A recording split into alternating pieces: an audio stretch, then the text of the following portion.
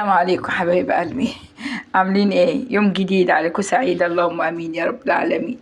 بص يا حبايبي، انا هنا عامله رز بالزعفران، رز بسمتي بالزعفران. عامله خضار سوتيه بالبهارات طبعا. حاطه روزميري وحاطه بتاع ده، آه، فلفل اسود وحبهان وكده. وعامله معاه فراخ شرايح كده. انا متبله الفراخ، بصوا، متبله الفراخ وعطيلها صدمه بالزعتر، حاطه زعتر على الفراخ، وحاطه توم بودره وبصل بودره، وحاطه جنزبيل وكده. وعامله هنا معاها خضار سوتيه. بصوا خضار سوتيه اهو، خضار سوتيه حطاه مع الفراخ بعد ما شوحت الفراخ. طبعا الفراخ دي متبله ومنقوعه في الزبادي حلو، ومتبله برضو ملح وفلفل وبهارات فراخ، جنزبيل وجوز الطيب وكده. وعامله عليها الخضار السوتيه، حطها عليها بصوا. وبعدين رحت بقى حاطه لها فحمايه، ورحت عاطيه زي شوي. يعني بعد ما شوحتهم وخلصت خالص، قفلت عليهم وعطت لهم فحمايه كده، ورحت مغطيه عليهم.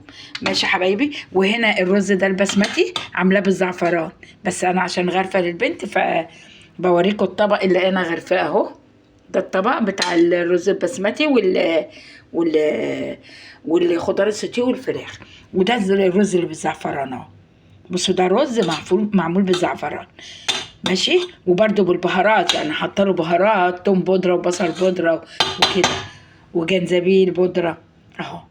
ماشي يا حبايبي. وده الخضار السوتيه مبخر كده، يعني انا عاملاه ورحت حاطه له بقى فحمايه، وحطيت عليها نقطتين سمنه كده، وقفلت عليه بقى عامل زي ما يكون يعني حاجات مشويه، بس هو مش مشوي، انا مشوحاه اهو.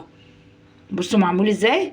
ده خضار سوتيه كده مع فراخ معموله شرايح اهي، ومتبله، ومعمول لها بصلايه وملح وفلفل وطماطم وكده اهي.